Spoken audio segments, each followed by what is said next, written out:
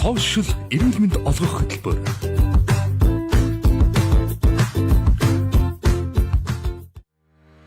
Сайн байцгаана уу иргэн үзэгчдээ, сошиал эрүүл мэндийн төлөвлөгөө маань эхэлж байна.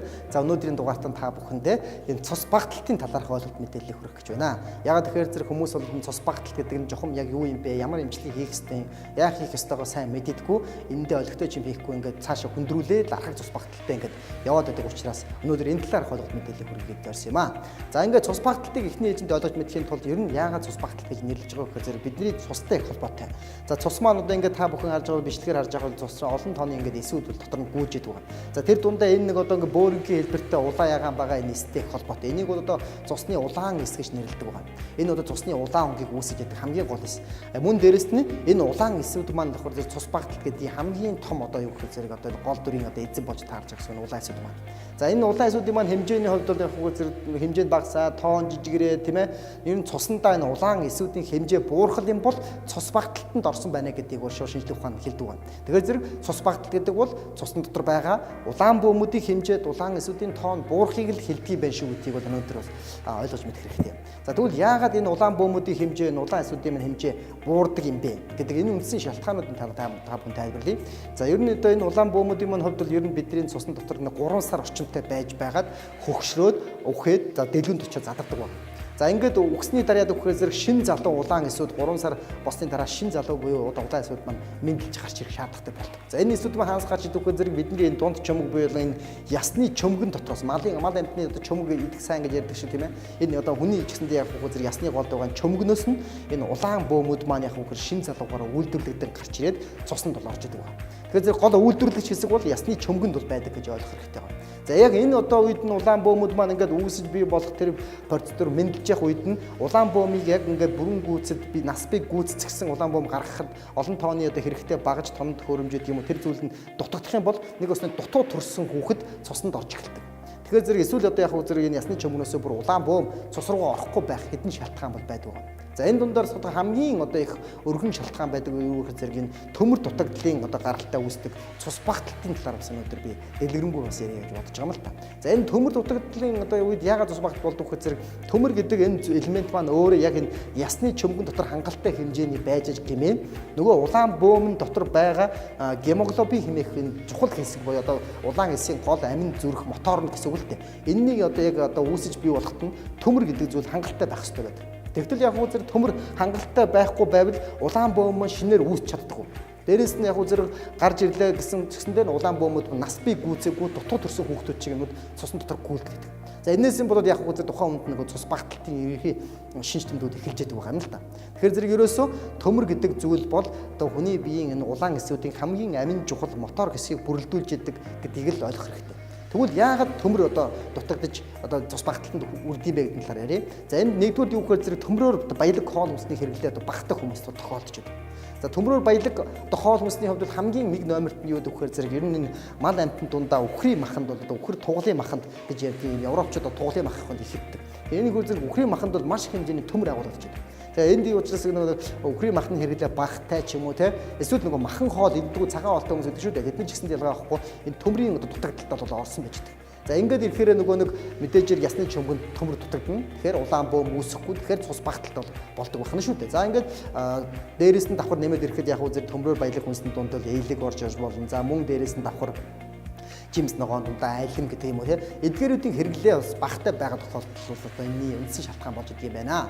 За хоёрдугаар номерт нь төмрийг хэрэгцээ ихсэн гэж болж байна. Хэдийгээр одоо махан хоол идээд байгаа ч гэсэндээ төмрөөр баялаг зүйл идээд байгаа ч гэсэндээ тухайн хүмүүсийн хэрэгцээ ихсэж болно. За энд юу гэхээр нэгдүгээр болохоор жирэмсэн ээжүүд байна. За жирэмсэн ээжүүдийн маань хувьд бол 5 сартаагаас эхлээд ураг нь томроод ирнэ. Мэдээж хөвлөд дотор байгаа ураг маань маш их хэмжээний цусны эргэлт шаарддаг болно. Тэгэхээр зэрэг ээжийн цуснд байгаа ээжийн цус чинь нэг 4 литр орчинтой байлаа гэхэд ураг руугаа 2 литр нь явчихна гэсэн үг шүү дээ. Тэгэхээр зэрэг тэр ураг руу явж байгаа 2 литр орчим цусыг дахиад мэдээж их хэмжээний улаан бөөмөр хангах шаардлагатай болно. Тэгэхээр зэрэг маш хэмжээний 2 дахин 3 дахин илүү хэмжээний төмрийг тэр одоо ээжүүд маань авах шаардлагатай болж байгаа. Ингэснээрээ нөгөө нэг ээж маань ч тэр, ураг маань ч тэр энэ улаан бөмбөнүүдийн хувьд бол дутагдaltaгүй байх, цус багталтгүй байх боломжтой үүсэж байгаа. Тийм учраас нөгөө нэг жирэмсэн үед нь 5 сартаагаас эхлээд төмрийн бэлтгэлийг бол тогтмол уух хэрэгтэй маа гэж зөвлөдөг нь ийм учиртай байдаг. За мөн дээрээс нь төмрийн хэрэгцээ эксдэг бас нэг үндсэн шалтгаан бол эмэгтэй хүмүүсийн хувьд бол ихэвчлэн сар болгон ирдэг сарын тэмдэг буюу биений юмны ирэх гэж ярьдаг шүү дээ, тийм ээ. За энэ үед бол эмэгтэй хүмүүс дор хаяж 100-аас 150 мл орчим бол цусыг бол алдаж байдаг байна. За энэ алдаж байгаа цусны хувьд бол яг гоо зэрэг буцаад мэдээж ясны чөмгнөөс улаан бөмбөнд үүсч гарч ирээд тэрхүү алдагдсан цусыг нөхөх шаардлагатай болдог. Тэгэхээр зэрэг яг тэр үед нь их хэмжээтэйгээр ясны чөмгөнд шин эсүүд үүсгэхийн тулд шинээр мэдээж тэнд багаж тоног төхөөрөмж болон тэр нөгөө төмрийн бэлтэнд гэдэг төмөр гэдэг зүйл чинь орж ирж ижил улаан усыг үүсгэх учраас энэ ялангуяа сарын тэмдэг явагддаг сар болгон нийслэн тэр нэг 3-4 хоногийн дараа ер нь заавалжгүй энэ төмрийн бэлтгэлийг нэмэлт байдлаар юм уу эсвэл төмрийн баялаг хоолмсын хэрэглээг 2 дахин илүү нэмж өгөх ийм шаардлага болдог гэж ойлгох хэрэгтэй байна. За 3 дугаар шалтгаан байна. За 3 дугаар шалтгааны хувьд бол энэ бол маш олон шалтгаанууд донд бол ордог өмнөс шалтгаан байдаг. Энэ юу гэхээр төмрөөр баялаг хоол идээд байгаа хэрнээ тэр нь шингэдэггүй хүмүүс байж байдаг. Шингэдэггүй. Тэгэхээр зэрэг хоол боловсруулах замын буюу ходоодны шархлаатай байж болно. Нарийн гэцний өрөвсөлттэй эмзэгшилтэй байж болно. Эсвэл яг хөө төмрөөр баялаг хоол идчихээд араас нь сүйтэй цаа кофе ч юм уу энэ төмрийг шимэгдүүлдэггүй төрлийн юм хэрэгэлдэг. Энээс нь болоод бас төмөр дутагдлын цус багталд орчдөг тохиолдол байгаад байгаа.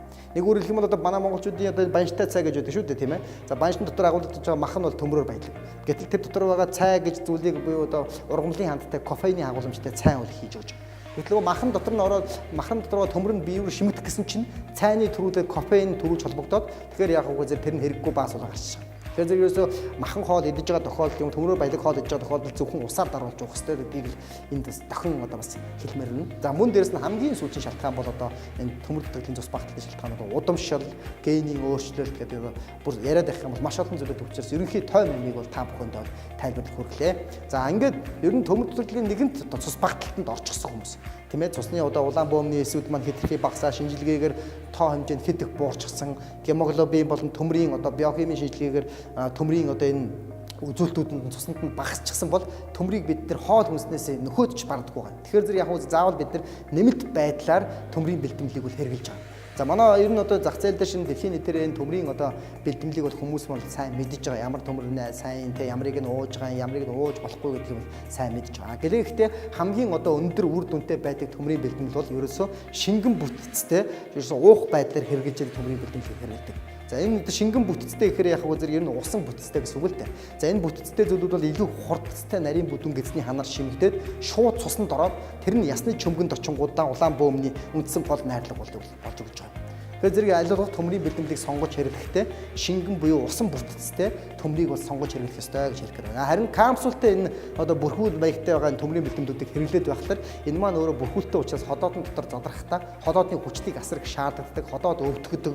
За зарим тохиолдолд бол тэрнээсээ болоод нөгөө хүмүүс маань ходоодны шархлаа өрөвсөл болчих гээд байдаг. Аюултай учраас бид нар энэ шингэн бүтцтэй төмрийг бол илүү хүмүүстэй зөвлөж хэрэглэхийг бол хичээдэг байна. За мөн дээрээс нь давхар мэдээж хоолн дээрээ нөгөө хэлсэн үхрийн махаар баялаг элэг гэвчлээ энэ хоол хүнсний хайрлыг бол сайн нэмээд явах шаардлагатай болж байгаа. За манай Монгол улсын маань хувьд бол ер нь энэ шингэн бүтцтэй байдаг төмрийн бэлтгэл бол тун хор байж байгаа. За энэ дундаа бол та бүхний сайн мэддэг тотема хэмээх төмрийн бэлтгэнд байгаа.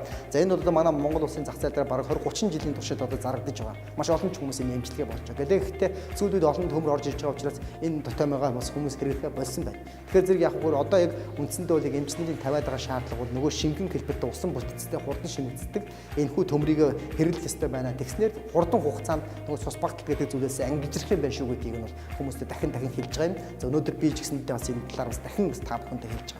За тотема хэмээх төмөр бэлтгэл маань дотор талаар задлаад үзэхэд зэрэг яг л ийм дотроо нөгөө миний хэлсэн усан бүтцтэй. За тэгээд одоо энэ дотроо яг хүний яг төмөр өдөрт авах хэрэгцээг нь хангацчихсан.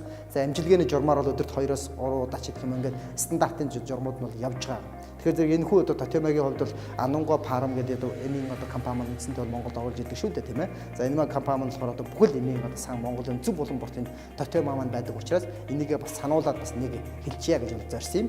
За ингээд өнөөдрийн хувьд та бүхэндээ төмөр дутагдлын цус багталтын талаар ойлголт мэдээллийг бол хүргэлээ. Анхаарал хандуулсанд баярлалаа. Social эрүүл мэнд олгох хөтөлбөр.